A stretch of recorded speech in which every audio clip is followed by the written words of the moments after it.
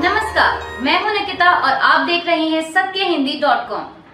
चलिए एक नजर डालते हैं अब तक की सुर्खियों पर। 18वीं लोकसभा के लिए दूसरे चरण का मतदान आज 26 अप्रैल शुक्रवार को जारी है। बता दें कि इस दूसरे चरण में 13 राज्यों की 88 लोकसभा सीटों पर मतदान हो रहा है। इनमें केरल की सभी 20 लोकसभा सीटें, कर्नाटक की 14, राजस्थान की 13, उत्तर प्रदेश की 8, महाराष्ट्र की 8, मध्य प्रदेश की 6, असम की 5, बिहार की 5, छत्तीसगढ़ की 3, पश्चिम बंगाल की 3, जम्मू कश्मीर, मणिपुर और त्रिपुरा की 1-1 सीटें शामिल हैं। बता दें कि आज के इस चुनाव में कांग्रेस नेता राहुल गांधी, लोकसभा स्पीकर ओम बिरला, कांग्रेस नेता शशि थरूर, केंद्रीय मंत्री राजीव चंद्रशेखर, रामायण सीरियल में राम की भूमिका निभाने वाले बीजेपी उम्मीदवार अरुण गोविल, पूर्णिया से निर्दलीय चुनाव लड़ रहे पप्पू यादव सहित 1202 उम्मीदवारों की किस्मत दांव पर है। आपको बता दें कि लोकसभा चुनाव के दूसरे चरण में पहले 89 सीटों पर मतदान होने की उम्मीद जताई जा रही थी, लेकिन मायावती की बहुजन समाज पार्टी के एक उम्मीदवार की मौत के बाद मध्य प्रदेश के बैतूल में मतदान पुनः निर्धारित किया गया। एनडीटीवी की एक रिपोर्ट के मुताबिक बैतूल सीट पर अब 7 मई को तीसरे चरण में वोटिंग होगी और चुनाव के नतीजे 4 जून को आएंगे। देश में सेकेंड फेज के लिए जारी वोटिंग के बीच प्रधानमंत्री मोदी ने जनता से रिकॉर्ड संख्या में मतदान करने की अपील की। उन्होंने एक्स पर लिखा है कि लोकसभा चुनाव में आज दूसरे चरण की सभी सीटों के मतदाताओं से मेरा विनम्र अनुरोध है कि वे रिकॉर्ड संख्या में मतदान करें। जितना अधिक मतदान होगा उतना ही मजबूत हमारा लोकतंत्र होगा। अपने युवा वोटर्स के साथ ही देश की नारी शक्ति से मेरा यह विशेष आग्रह है कि वोट डालने के लिए वे बढ़ चढ़कर आगे आएं। आपका वोट आपकी आवाज है। कांग्रेस नेता राहुल गांधी ने भी जनता से वोट की अपील करते हुए एक्स पर लिखा कि मेरे प्यारे देशवासियों, देश की तकदीर का फैसला करने जा रहे इस ऐतिहासिक चुनाव का आज दूसरा चरण है। आपका वोट तय करेगा कि अगली सरकार चंद अरबपतियों की होगी या 140 करोड़ हिंदुस्तानियों की। इसलिए हर नागरिक का कर्तव्य है कि वह आज घर से बाहर निकले और संविधान का सिपाही बनकर लोकतंत्र की रक्षा के लिए वोट करे। लोकसभा चुनाव के लिए कांग्रेस ने एक और नई लिस्ट जारी की है। इस लिस्ट में पार्टी ने हरियाणा की 8 लोकसभा सीटों पर प्रत्याशियों के नाम का ऐलान किया।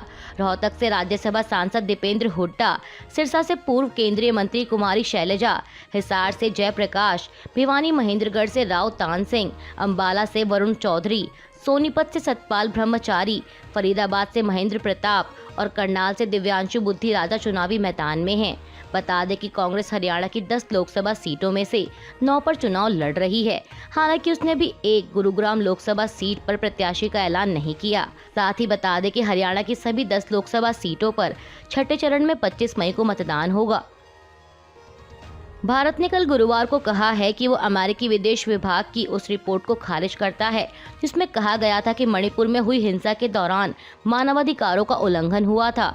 भारतीय विदेश मंत्रालय के प्रवक्ता रणधीर जायसवाल ने दिल्ली में पत्रकारों को बताया कि ये रिपोर्ट पूरी तरह से पक्षपातपूर्ण है और भारत की स्थिति को ठीक से नहीं समझती। हम इसे कोई अहमियत नहीं देते हैं और आपसे भी गुजारिश करते हैं कि आप भी यही करें।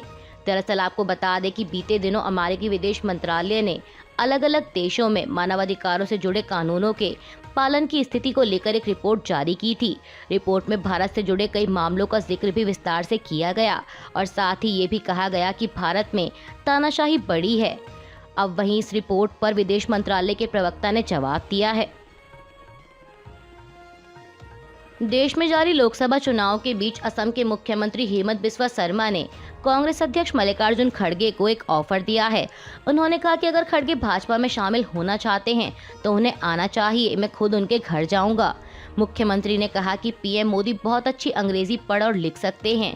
कांग्रेस ने घोषणा पत्र हिंदी और अंग्रेजी दोनों में लिखा है। इस पर कोई चर्चा क्यों होनी चाहिए? इस समय खड़गे और भाजपा के बीच कोई बैठक क्यों होनी चाहिए? अगर खड़गे भाजपा में शामिल होना चाहते हैं तो उन्हें आना चाहिए और वे आ सकते हैं। मैं उनके घर जाऊंगा और उनका नेतृत्व करूंगा, वरना उन्हें पीएम से मिलने की क्या जरूरत है। दरअसल आपको बता दें कि इससे पहले कल गुरुवार को कांग्रेस अध्यक्ष ने पीएम मोदी को एक खुला पत्र लिखा था जिसमें उन्होंने कहा था कि कांग्रेस के घोषणा पत्र को लेकर देश के प्रधानमंत्री गलत बयानबाजी ना करें, इसलिए मुझे आपसे मिलने और न्याय पत्र की वास्तविकता को समझाने में अधिक खुशी होगी।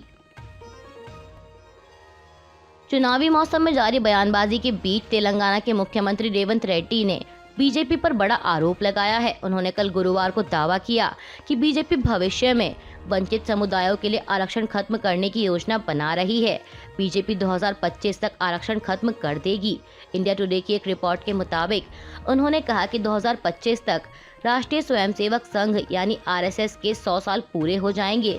इस दौरान बीजेपी 2025 तक एससी, एसटी और ओबीसी आरक्षण को खत्म करने की कोशिश करेगी। आरएसएस और भाजपा नेताओं ने आरक्षण के बारे में कई बार टिप्पणी की है।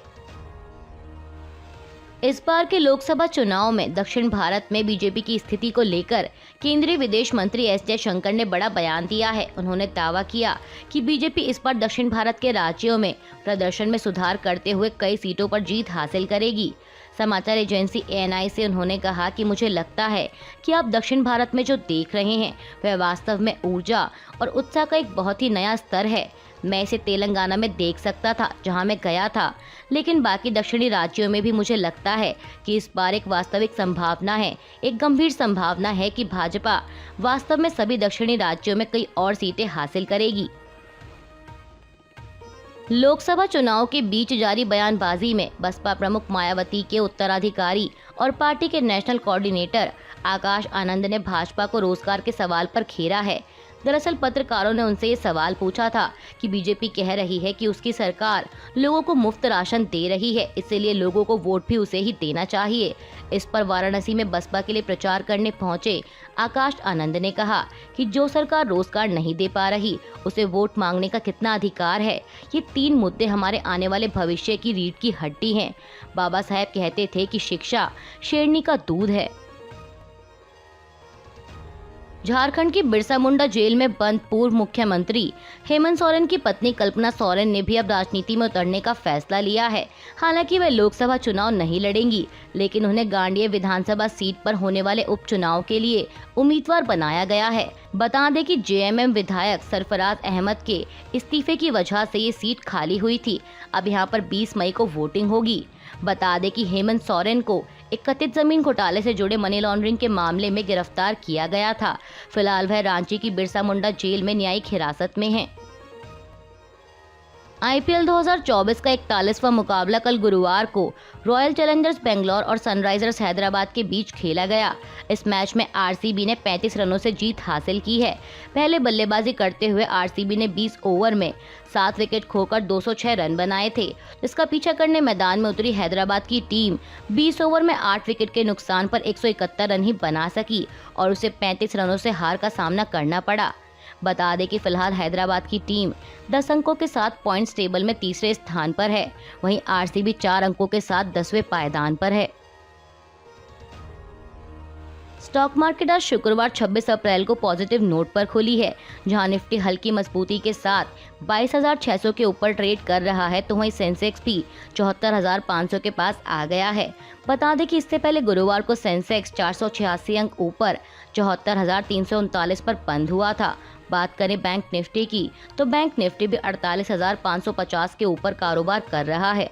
अभी के लिए बस इतना ही। बाकी की खबरों के लिए बने रहिए सत्यहिंदी.com के साथ।